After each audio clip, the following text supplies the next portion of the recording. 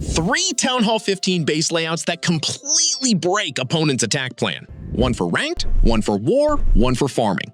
Let's get into the first one. This is the base you want if you're climbing the ranked ladder. Look at the placement here. Town Hall and Eagle Artillery are sitting on completely opposite sides of the base. That's not random. The opponent has to make a choice, go for the Town Hall or go for the Eagle. And once they commit to one side, getting to the other side becomes a nightmare. Right in the middle, between the Town Hall and the Eagle, that's where the clan castle sits. So no matter which side they pick, they're walking straight into CC troops. There's no clean path that avoids it. Between the Eagle and the Town Hall, we've also stacked a Tesla farm. Hidden Teslas right in that middle zone means even if they think they've mapped out the base, they're getting punished for pushing through the center.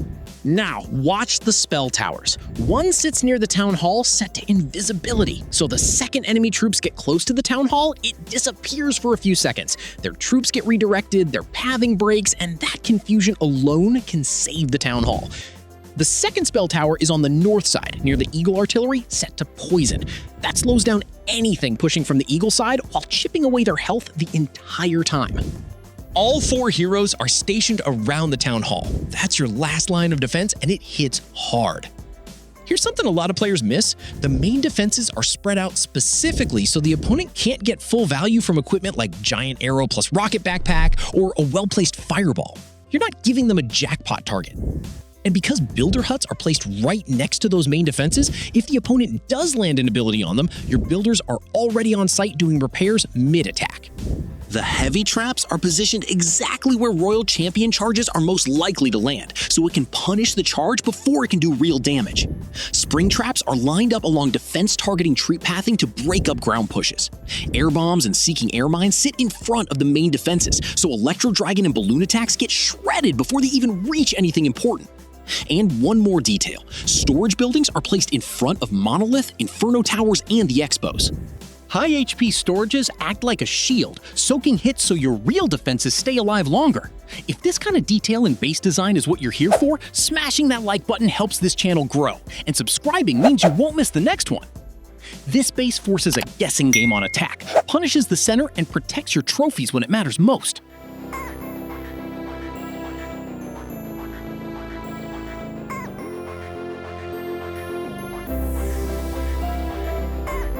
Now, let's move into a layout built for something different. This one isn't about trophies, it's about holding the line in war. War attacks are calculated, scouted, and planned in advance, so this base is designed to make every single plan fall apart mid-execution. Same core principle as before, Town Hall and Eagle Artillery on opposite ends, but here there's a massive dead zone carved out between them. So whichever side the opponent attacks from, Town Hall or Eagle, they physically cannot cut through the center. They're forced to go around, which burns more troops, more time, and more spells than they planned for.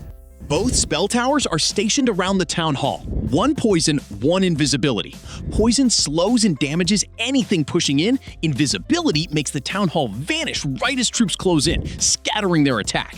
And around that same Town Hall, you've got the Clan Castle, the Monolith, and several other main defenses clustered together. If the opponent tries to rush the Town Hall early for a quick 1-star, they are going to burn way more resources than a 1-star should ever cost them. Here's a smart read on attacker behavior. Both scatter shots are placed near the Eagle Artillery, and that tends to be where most opponents trigger their Royal Champion charge, so that's exactly where the heavy traps are loaded. The charge that's supposed to clean up your base ends up getting wrecked instead. Same defensive logic applies for equipment value. Main defenses are spaced out so Giant Arrow plus Rocket Backpack or Fireball can't get a massive value out of this base. And builder huts sit close to those defenses, so repairs are happening in real time during the attack.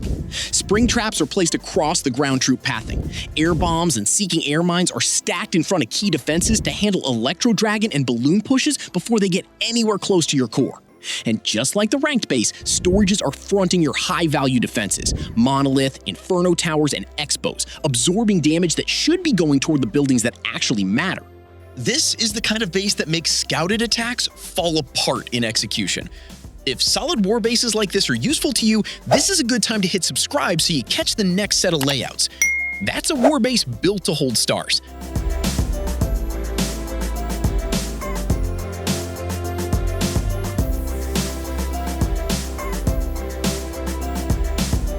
Last one. And honestly, this might be the smartest base on this list if you're farming resources.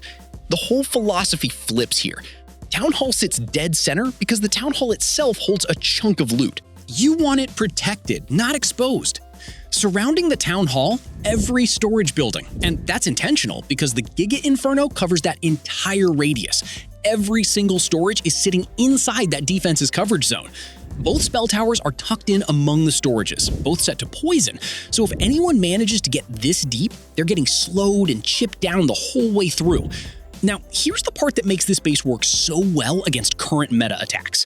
Most farmers run a Valkyrie spam strategy, dropping Valkyries around the outside of the base to hit 50% destruction fast for the loot bonus, then bailing before going deep. They almost never push into the center, so your storages sitting right in the middle never even get touched. And for the sneaky goblin crowd trying to path straight for the loot, the storages are buried deep enough that goblin invisibility runs out before they get there. Once that wears off, multi-target infernos, scatter shots, and wizard towers pick them off. The trap placement here is matchup specific. Giant bombs and spring traps are positioned to counter Valkyrie spam directly. Seeking air mines and air bombs are placed for dragon farming attacks, the other most common strategy you'll run into. This base isn't trying to get a defensive win. It's trying to make sure that even when you lose the battle, you keep your loot.